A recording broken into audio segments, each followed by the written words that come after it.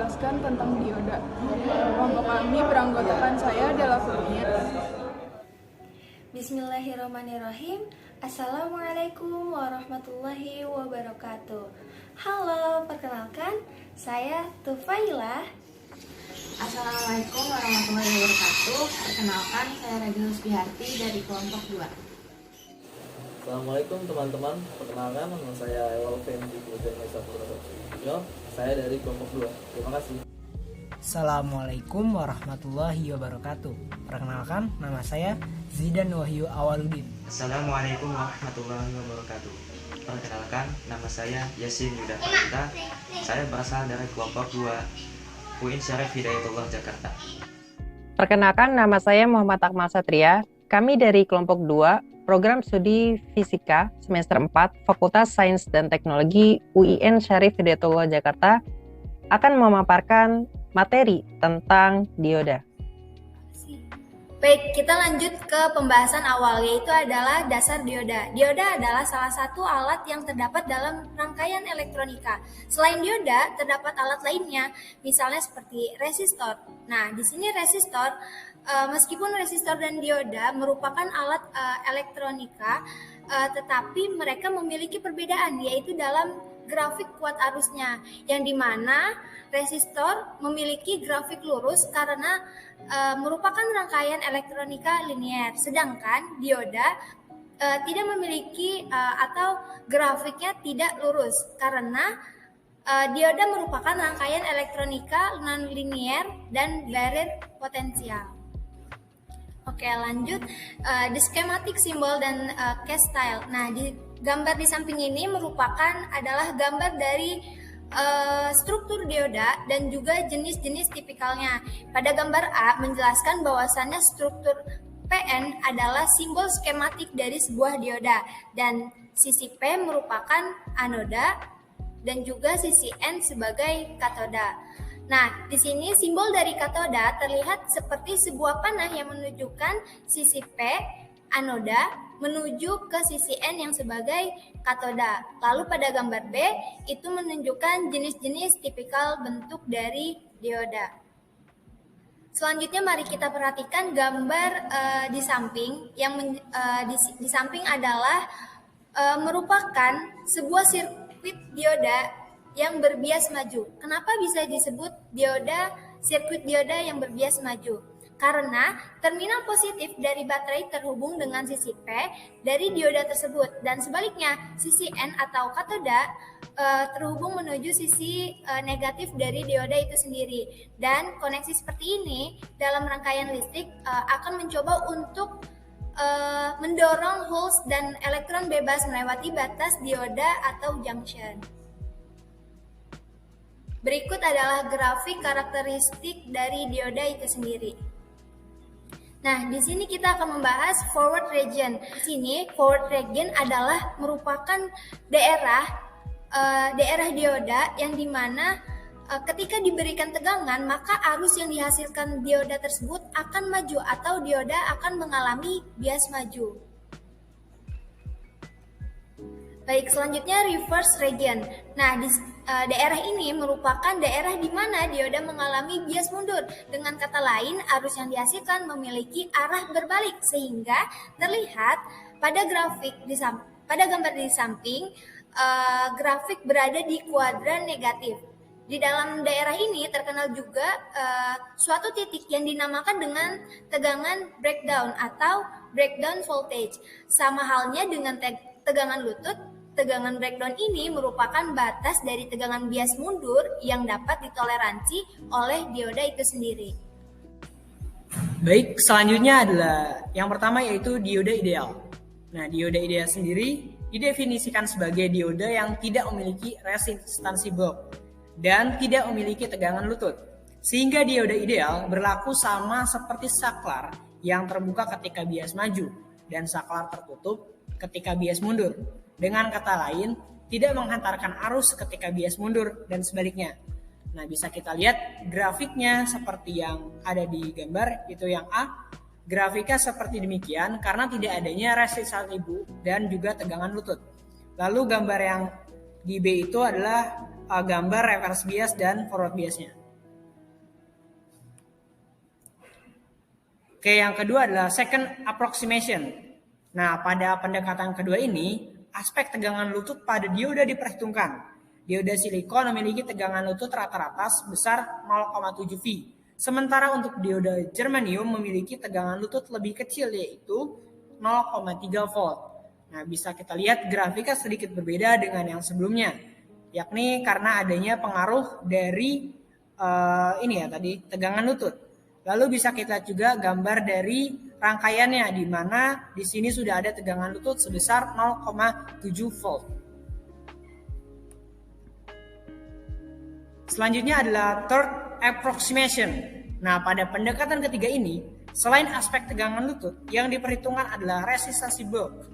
Setiap dioda dalam kondisi real memiliki resistansi bulk, namun terhitung sangat kecil, yakni di bawah 1. Nah, oleh karena itu seringkali resistansi ini diabaikan karena mungkin 1 ohm saja gitu. Namun untuk kepentingan rangkaian yang sensitif dan kompleks, ada kalanya harus dicantumkan dengan lengkap kondisi real sebagaimana mestinya. Nah, bisa kita lihat lagi di sebelah kanan ada gambar untuk grafiknya, yang A itu akan berbeda lagi karena adanya pengaruh dari resistansi bulk. Dan juga dari rangkaiannya bisa kita lihat di sini sudah ada tambahan, yaitu resistansi bulk. Selanjutnya akan dijelaskan oleh teman saya. Jadi di sini ada rangkaian rectifier. Nah, di mana rangkaian rectifier ini adalah rangkaian penyearah arus yang dapat mengubah arus bolak-balik atau arus AC menjadi arus searah, yaitu arus DC. Nah, rangkaian rectifier ini dibagi menjadi 2. Pertama itu ada half wave rectifier, di mana rangkaian penyearah setengah gelombang yang menghambat sisi sinyal negatif dari gelombang AC dan melewatkan sisi sinyal positifnya. Terus ada tegangan yang dihasilkan oleh generator listrik yang berbentuk tegangan bolak-balik ini akan melalui satu buah diode penyearah, sehingga akan nampak bahwa tegangan output yang dihasilkan hanya pada satu fase, yaitu saat fase positif, dan pada saat fase negatifnya ini tegangannya itu akan hilang. Oke, jadi di sini ada gambar penyearah setengah gelombang. Nah, jadi ketika generator listrik atau transformator memberikan tegangan pada saat fase positif, maka dioda penyearahnya itu akan dalam keadaan bias maju, sehingga tegangan dari generator listrik ini dapat melewati dioda penyearah, dan tegangan outputnya itu yang akan dihantarkan besarnya tuh sama dengan tegangan inputnya. Sedangkan pada saat generator listriknya itu pada fase negatif itu terjadi kebalikan dari fase positifnya itu. Terus pada penyearah setengah gelombang ini tuh akan memiliki banyak tegangan riak atau ripple, sehingga tuh membutuhkan kapasitor yang lebih besar untuk menghaluskan tegangan outputnya. Nah, yang kedua ini adalah full wave rectifier. Nah, jadi ini adalah rangkaian penyearah gelombang penuh yang akan menyearahkan kedua sisi gelombang, sehingga ripple yang dihasilkan tidak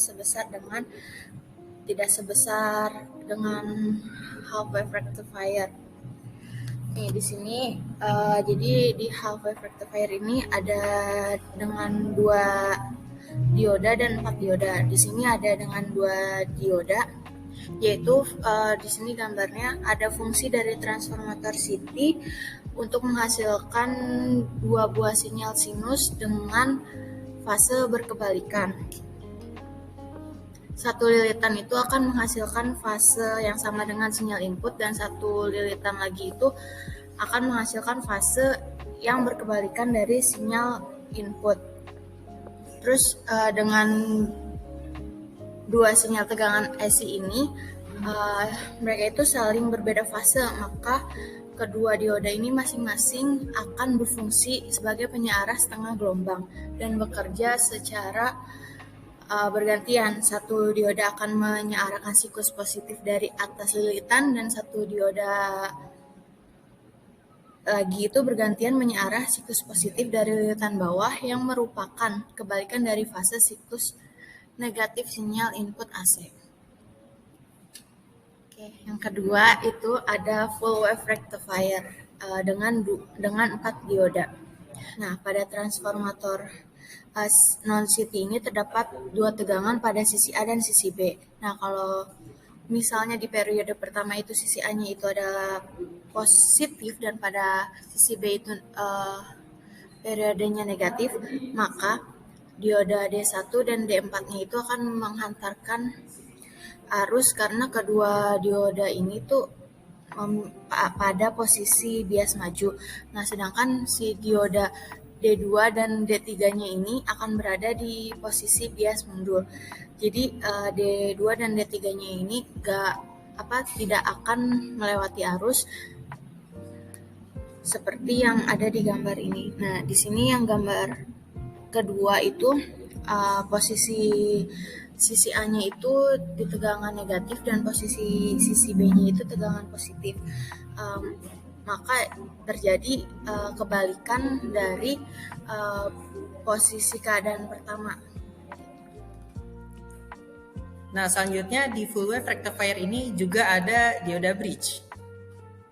Nah, dioda bridge merupakan penyearah yang sering digunakan dalam rangkaian pencatu daya atau power supply karena kinerjanya yang lebih baik dengan ukuran yang lebih kecil dan juga biaya yang relatif murah dibandingkan dengan penyearah gelombang penuh yang dihubungkan dengan trafo CT. Keempat dioda yang diberi label D1, D2, D3, dan D4 ini disusun secara seri berpasangan dengan hanya 2 dioda saja yang melewatkan arus satu sisi sinyal atau arus setengah siklus gelombang atau half cycle. Pada saat sisi positif diberikan ke input 1 dan negatif diberikan ke input 2, rangkaian internal D1 dan D2 akan berada dalam kondisi forward bias sehingga melewatkan sinyal positif tersebut. Sedangkan D3 dan D4 akan berada dalam kondisi reverse bias yang menghambat sinyal sisi negatifnya. Nah, selanjutnya pada sirkuit dioda ini terdapat filter. Apa sih fungsi filter itu? Fungsi filter pada catu daya adalah sebagai penyaring arus ripple akibat proses penyearahan yang masih terdapat arus AC. Filter yang umumnya itu dipakai adalah filter dengan kapasitor. Filter ini mampu membentuk gelombang tegangan keluarnya bisa menjadi rata. Dan ini bisa terlihat perbedaan rangkaian tanpa filter dengan rangkaian dengan filter.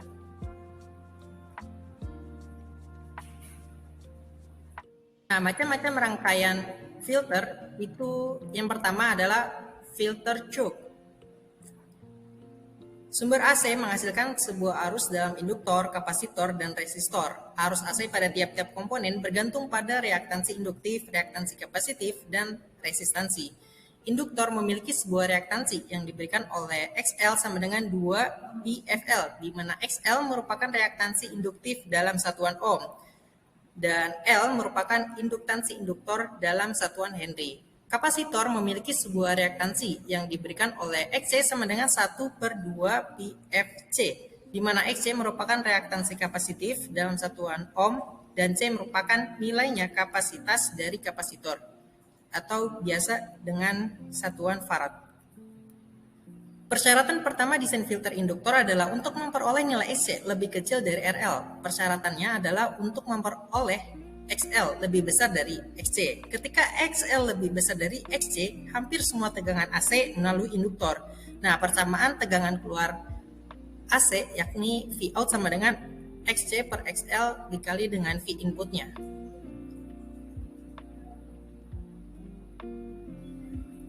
Nah, kemudian ada filter kapasitor.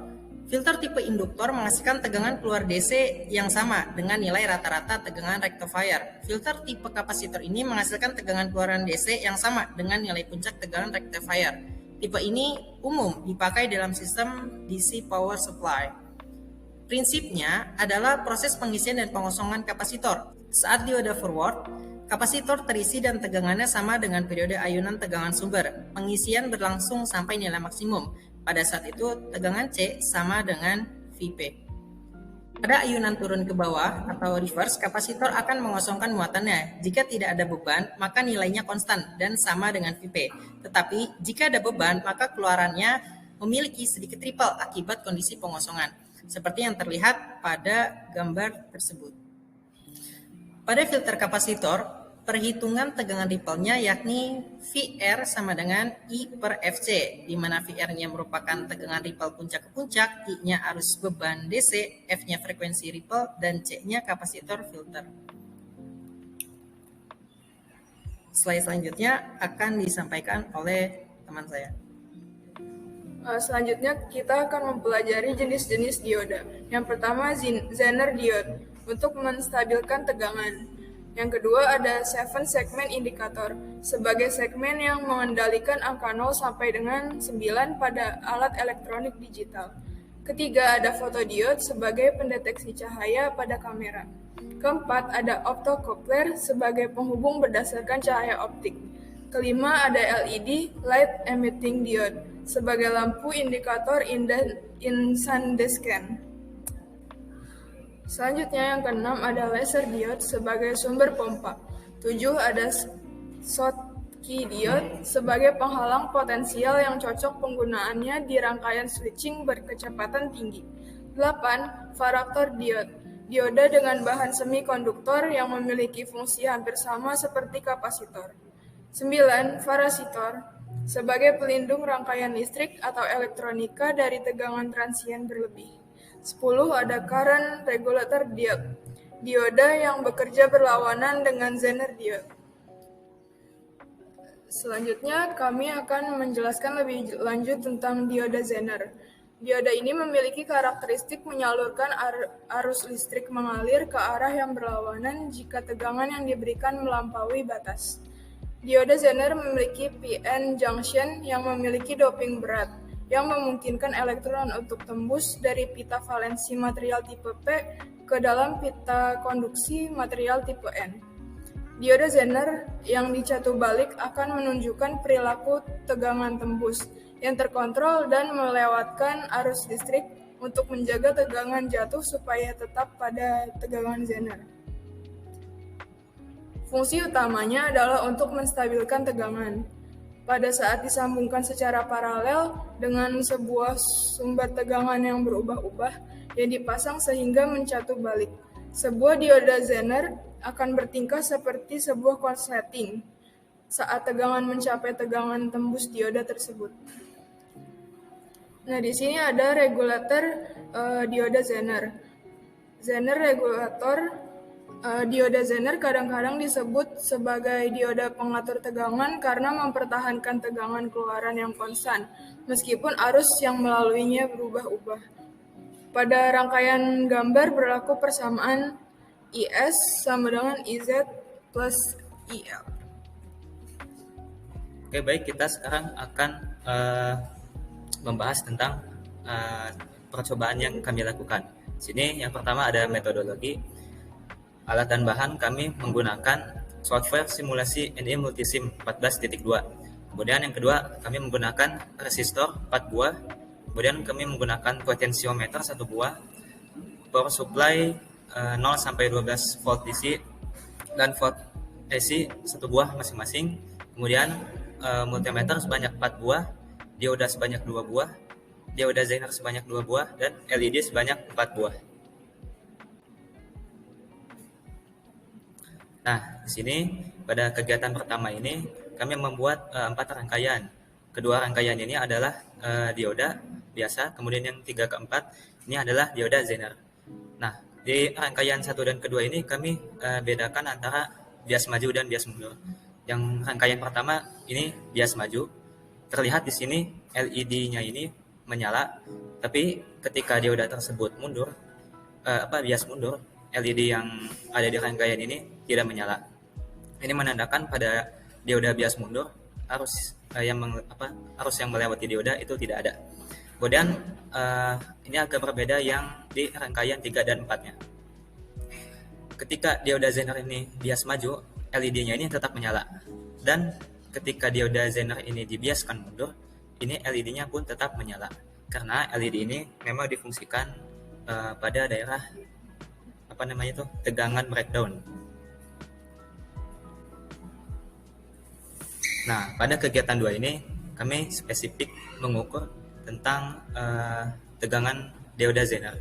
seperti tadi yang sudah disinggung bahwa dioda Zener itu beroperasi di daerah tegangan breakdown. Nanti kami akan buktikan dengan melakukan percobaan ini di kegiatan 2 ini. Nah, tadi setelah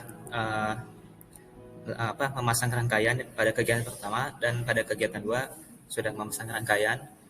Kemudian di sini dia dapatkan hasil untuk untuk kegiatan pertama tadi yang 4 rangkaian tadi. Di rangkaian 1 dan 2 dioda bias maju itu arus yang ada sebesar 76,795 mA. Artinya pada dioda bias maju arus yang mengalir pada rangkaian itu membuat LED tersebut menyala. Kemudian pada dioda bias mundur tuh yang rangkaian kedua itu karena dia bias mundur dan dioda ini ideal, jadi arus yang mengarah pada rangkaian itu tidak ada, alias 0 mA. Jadi LED tersebut tidak menyala. Kemudian untuk tegangannya dioda bias maju itu tegangannya 767,380 mV dan dioda bias mundurnya sebesar 9,6 volt. Di sini dioda bias mundurnya tegangan dioda bias mundurnya lebih besar ya. Nah, di sini ini memperlihatkan karakteristik dari dioda Zener.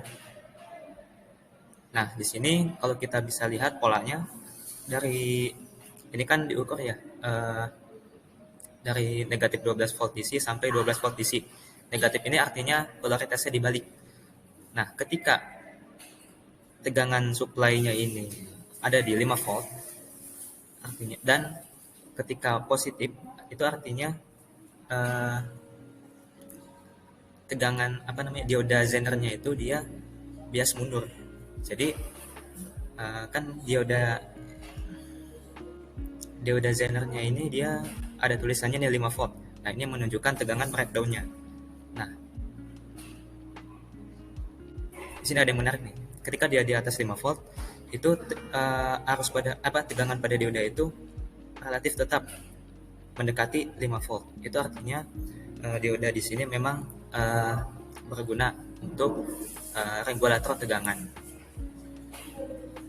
Bisa kita lihat di sini ya, dari 5 sampai 12 volt DC power supply-nya itu tegangan diodanya itu 4,54, 4,92, 4,94 sampai 4,97. Sementara yang di atasnya itu berubah secara drastis. Cuman di atas tegangan breakdown saja yang berbeda, yang relatif tetap.